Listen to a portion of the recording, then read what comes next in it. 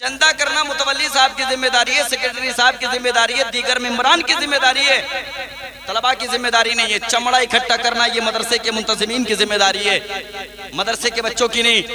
پیغمبر اسلام صلی اللہ تعالیٰ علیہ وسلم کے دیوانوں، علم دین کی بڑی فضیلتیں اللہ کے حبیب صلی اللہ تعالیٰ علیہ وسلم نے بیان فرمائی ہیں۔ بڑی عظمتوں والا ہوتا ہے وہ بندہ جو مصطفیٰ کریم صلی اللہ تعالیٰ علیہ وسلم کے علم کو سیکھتا ہے، مصطفیٰ کریم کی حدیث کو پڑھتا ہے اور دوسروں کو سناتا ہے۔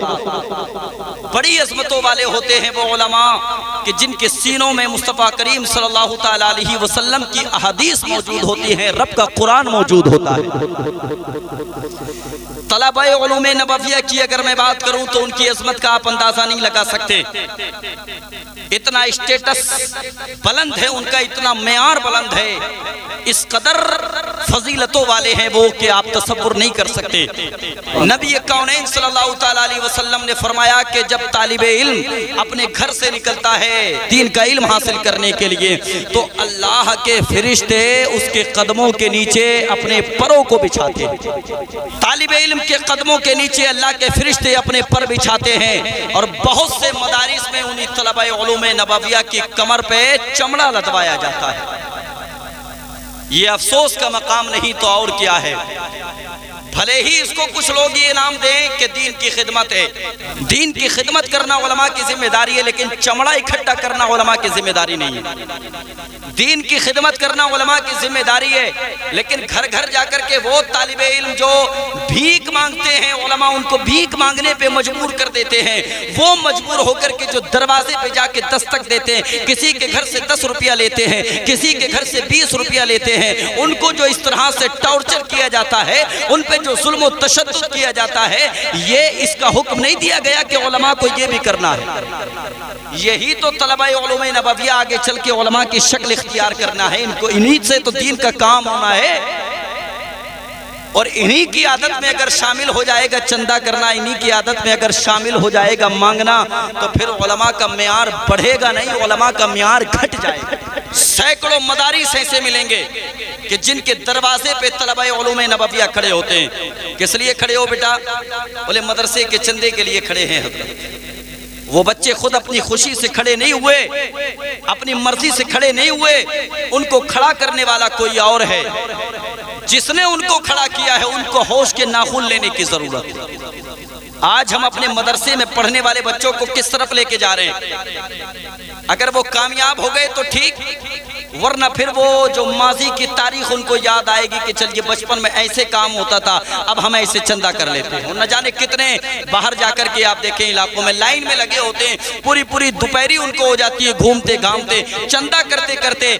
اور نہ جانے کتنے لوگ تو ایسے کہ روزہ نہیں رکھ پاتے، چندہ کرنے کے لیے روزہ نہیں رکھتے، فرض جو کہ روزہ ہے اس کو چھوڑ دیتے ہیں چندے کے لیے۔ یہ کب کی عادت ہے جی؟ بچپن کی۔ تو کہیں نہ کہیں ہمارے بچوں کو، وہ بچے جو ہمارا مستقبل ہیں، وہ بچے جن کو عالم دین بن کے قوم کے سامنے آنا ہے، ان کی عادت کو اس طرح سے خراب کیا جاتا ہے، ان کے ساتھ ظلم کیا جاتا ہے، زیادتی کی جاتی ہے۔ آپ کہتے ہو نا جی حضرت دین کی خدمت ہے، دین کی خدمت کرنا ہماری ذمہ داری ہے۔ دین کی خدمت کرنا ذمہ داری ہے، میں نے پہلے کہا چندہ کرنا ذمہ داری نہیں۔ چندہ کرنا متولی صاحب کی ذمہ داری ہے، سیکرٹری صاحب کی ذمہ داری ہے، دیگر ممبران کی ذمہ داری ہے، طلباء کی ذمہ داری نہیں ہے۔ چمڑا اکٹھا کرنا یہ مدرسے کے منتظمین کی ذمہ داری ہے، مدرسے کے بچوں کی نہیں۔ گھر گھر جا کر کے بھیک کی صورت میں پیسہ مانگنا مدرسے کے لیے، یہ مدرسے کے کارکنان کی ذمہ داری ہے، یہ مدرسے کے تمام تر ممبران کی ذمہ داری ہے، بچوں کی نہیں، اور خاص کر کے اساتذہ کی بھی نہیں۔ جلسے کا وقت آئے تو اساتذہ جائیں، بچے جائیں، ایام قربانی آئے تو بچے جائیں، علماء جائیں۔ کس لیے جاتے ہو؟ کیوں علماء کے معیار کو خراب کرتے ہو؟ کس لیے علماء کے معیار کو گھٹانے کی کوشش کرتے ہو؟ تم تو چلے جاتے ہو، تمہارے بعد آنے والے لوگ بھی جانا پڑتا ہے ان کو، اور اگر کوئی آ جائے ہیکڑ قسم کا مولانا تو پھر کہتے ہیں ان سے ہماری بنے گی نہیں۔ پہلے کے مولانا اچھے تھے، وہ چلے جاتے تھے، انہوں نے معیار کو خراب کر رکھا تھا، یہ معیار کو خراب نہیں ہونے دے گا، یہ ضمیر سے نہیں گرے گا، اور علماء کو ضمیر سے گرنا نہیں چاہیے۔ جو علماء کا کام ہے وہ علماء کریں، جو عوام کا کام ہے وہ عوام کرے۔ عوام کا کام علماء کو نہیں کرنا چاہیے، عوام کی چاپلوسی علماء کو نہیں کرنی چاہیے۔ علماء کو عوام کو یہ درس دینا چاہیے کہ آپ علماء کی قدر کرو، اور علماء کو یہ چاہیے کہ وہ عوام کی ہر نبض کو اپنی نگاہوں کے سامنے رکھے، کہاں سے ہماری قوم کو فائدہ ہونا ہے، کہاں سے ہمارے معاشرے میں انقلاب پیدا ہونا ہے، کہاں سے ہمارے جوانوں کو راہ راست پہ آنا ہے، کس طرف سے ہمارے جوانوں کے مستقبل کو روشن کرنا ہے، ہر پہلو پہ علماء کی نظر ہونا چاہیے۔ یہ چندہ کرنا علماء کی ذمہ داری نہیں، یہ حفاظ و قرہ کی ذمہ داری نہیں، خاص کر کے مدرسے کے بچوں کی ذمہ داری نہیں۔ یہ جو لگا دیتے ہیں نا چندے کے لیے، تم اتنے لے کے آؤ گے، تم اتنے لے کے آؤ گے، تم اتنے لے کے آؤ گے، اب وہ بندہ صبح سے لے کر کے شام تک گھوم رہا ہے، وہ اس کے ذہن میں وہی ہے کہ اتنا چندہ لے کے جائیں گے تو بات بنے گی، نہیں لے کے جائیں گے تو بات نہیں بنے گی۔ بسا اوقات بعض مدارس میں تو یہاں تک ہوتا ہے کہ اگر تم نے اتنا مہینے میں اکٹھا نہیں کیا تو پھر تمہاری تنخواہ میں سے کاٹ لیا جائے گا۔ کہاں کا اصول ہے جی؟ چندہ کریں گے تو تنخواہ ان کو ملے گی، چندہ اگر نہیں کریں گے تو پھر تنخواہ میں سے کاٹ لیا جائے گا، پیسہ تنخواہ ہی ان کو نہیں ملے گی۔ گویا بدلو اپنے طریقے یار، خاص کر کے طلباء کو تعلیم کی طرف متوجہ کرو، تعلیم ہی پہ ان کا فوکس کرو، دیگر شعبوں میں ان کو لے کر کے مت جاؤ۔ چندے کا شعبہ ہے یا چاہے چمڑے کا شعبہ ہے، ان پہ اور لوگوں کو کام کرنے کی ضرورت ہے۔